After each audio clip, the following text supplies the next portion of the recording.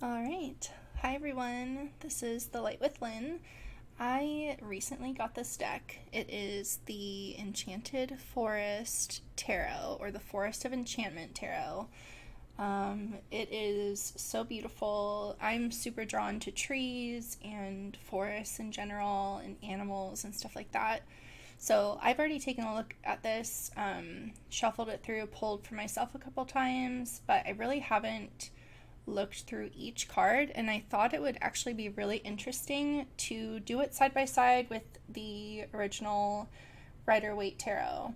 So we can see similarities or maybe some differences, because there are some differences as far as like the labeling for like the court cards, for example. There's child, seeker, keeper, and weaver instead of the page, the knight, the queen, and the king. And as you can see with this first card, we have the Fool. And it's kind of, for me, this is saying a similar message. The Fool is all about like taking the leap, just going for it, not being super prepared and just diving in. And the White Heart here really does like invite you into the forest. It's saying, come follow me, and it can't tell you where you're going, but you have the option to like follow it into this kind of like mysterious place, which I think is really interesting. Also, the fact that it's the deer, the stag is white, and the dog is white as well. It's a symbolism of like freshness, of purity, a clean slate, a white canvas kind of thing. And also, I guess, like, with him being off the cliff, it's kind of that same feeling, like entering a forest you don't know. I feel like it's kind of a similar feeling. It's kind of like, all right, I'm kind of really, I'm doing this. I'm in it. So that's really interesting. So the Magician, and then on this deck it's called the Enchanter. And that is so beautiful. There's so much detail in this. So the Magician is all about manifestation, about communication. Ooh, sorry. My camera's kind of going crazy. Seems like when I move, it's fine. It's just like when I stop moving on it. Sorry about that. Still figuring all this out. Anyways, so yeah, he has like all his tools right in front of him, just like the Magician over here. He has like this wisdom of the owl up here. Lots of like, he's been like working on things for a while. Like, he's studied them. He's a master of using everything at his disposal, essentially. I like that this guy is in blue and the Magician's in red. It's an interesting choice. I would say blue is more about like, I think that's like third eye and throat chakra. So that could connect to the communication part of the Magician too. Very cool. I'm gonna try not to spend too much time on each one, because yeah, we'll see how this goes. I get really like caught up in details and stuff. So here we have the High Priestess and the Wise Woman. I really like this card. I love, the first thing I noticed was how there's a black or a dark path and a light path, and same with this black and white pillar here. It's kind of like that same duality, the same balance, intuitively knowing like the right path. And she's kind of playing with similar things as the Magician was too. It must be connected to some of the elements that represent the suits that are going to come up. Oh, and all blue, very drapey still. Yeah, lots of fruit behind her in the tree, similar to how there's fruit in the tapestry. That's very cool. The Empress and the Green Mother. So all about motherhood, all about just like true femininity, being very nurturing, having lots of growth around you because of your nurturing. You see all the little baby animals down here. There's like a mom and her baby, and then a mom and her babies, and yeah. So it's very much more so leaning towards the motherhood aspect of the Empress, but still that kind of like regal, like caretaker, nurturer. It's very pretty. I like how she's all green too. So now we have the Emperor, also the Forest Lord in this deck. So we have the boar instead of the ram, which I would say, you know, like considering like forest animals, like the boar does kind of like charge head on at its prey or at its enemies to try to like scare it. And I would say the ram acts similar. So I think that's a really nice choice. I like how he has antlers instead of a crown. It's like he really is part of the forest. Like he's been fully like fused with it. And he sits on this tree that it's clearly a tree, but like it's like it was meant for him because he is part of the forest. And so yeah, I really like that. Very direct too, like looking forward. But I do like how instead of the animal being represented in like the throne here, we have the animal beside him, like a companion. The Hierophant and the oldest one. This is very interesting. Looking at, we have another little owl up here. So it seems like owls kind of pop in for like the wisdom type ones. Like obviously the wise woman's in her own lane, but like this was in the magician for this card, which was the enchanter for this deck, I mean. So very just like present, observant, kind of like I've been doing this a while. Sorry for the siren. I've been doing this for a while. I've been here. Like it's a well established kind of way of being, and that's kind of the same way with the Hierophant, which kind of points towards like religion or commitment. It's kind of the same thing here. It's like this tree has had to sit there and be committed to continuing and not really knowing where the end is. That's really interesting. The Lovers, named the same on this one. I like this. I like the interaction between the two of them. I like that the trees are almost, they're obviously the scenery, but they play a role in connecting them to, like, the angel, for example. I feel like the tree connects them to something higher, and so they're below it together and supported by this kind of, like, higher power here. We also have two little birds over here, which is really sweet. And, yeah, it just, like, looks like they're stopping kind of, like, in a normal day for them. Like, they're out hunting together. They decided to catch a break by this tree, and yeah, I like how natural that feels. The Chariot, the fairy wind, very interesting. So this is definitely about like movement, trajectory, outer movement, external change. It's also about outer strength too, and like the wind, like look how much they're pushing the trees just from like these fairies passing through. Like they hold a lot of strength and power. It's very interesting. I like that. That's a very different one. Strength, okay. So we have a wolf, and we have just like, it's not even like she's even taming him in this moment. It's like she's so comfortable knowing the wolf won't like harm her because of the training she's already done.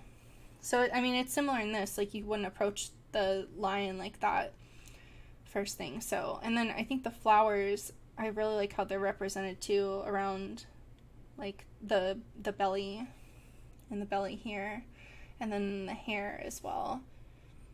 That's really, really pretty. And it's like this kind of, I like the comparison of like this wolf could easily like overtake her. Like he could like, you know, just like chomp her head off if he really wanted to, but like he's chilling, he's enjoying what she's doing with the flowers, and she's like created this rapport through persistent strength. And I really like that. The Hermit. Oh, very cute. Oh, one thing I'll note now, so I was reading in the little guidebook that basically the Hermit, so animals in the forest are people, are representative of people who like are native to the forest, you know, so like they've been there, they're gonna stay there. And the Hermit is like where that shifts, it shifts from a person to an animal figure, because this person is like gonna be there for a while, to contemplate, to be by themselves, to, you know, consider things, to work things over. It's very much like I'm in the forest for a while, and the forest is like a state of being. It can be a situation, it can be like a pathway. There's a lot of different ways to look at what the forest is contextually, but I thought I'd note that because it was something I read in the book. But I really like that. I like how it still has the fire here, but he has these other things that really show like he's sticking around, he's studying, he's contemplating, and he's doing it like on his own. Wheel of Fortune and the Enchanter's Wheel. Ooh, that's so pretty. So these again are some of the same little items that were being used by the Wise Woman and the Magician, or the Enchanter, I should say. So that's very cool. So they really tie in all that symbolism, but then maintain the symbolism in the configuration or the shape of the design, which I really, really like. Very cool. And it's almost like they've put everything out there, and it's like up to the universe, it's up to luck, it's up to like I don't know, that like these were put there, you know, these were attached to this already existing wheel, and it's like, here's my offering, like what will come back to me karmically. Justice and the Huntsman. Oh, interesting. So the Huntsman decides whether he wants to kill or not, and that's like kind of a justice kind of vibe. It's this like decision, it's weighing the pros and the cons, and because he saw this mother deer with her baby, he was like, you know, it's better not, this isn't the hunt. That's a really, really cool representation of that. The Hanged Man and Suspension. That's very cool. It's a very similar feeling to where like the Hanged Man is very like relaxed and being in that state, and so is this guy here. Also, there's a little dragonfly in there. I think that's cool. Excuse me. I almost feel like this is a like sap or like maple or something, you know, like, and it's like becoming hardened. Like, there's a certain kind of stone that is like just like fossilized like sap and stuff like that. I forget what it is, but yeah, and look how like restful he looks. He's in this tree, like he's gonna be there in a while, kind of figuring it out. Yeah, that's cool. Very warm tone too. Oops. Death in the Black Shuck. That's interesting. So this is like very opposite from the White Heart that we saw in the beginning, with that represented the Magician on this side. So the Black Shuck, he looks like he's like coming out of the unknown. There's lightning behind him. There's this swirly, what is that there? It's like ruins. It's like, yeah, there's been like ruins, and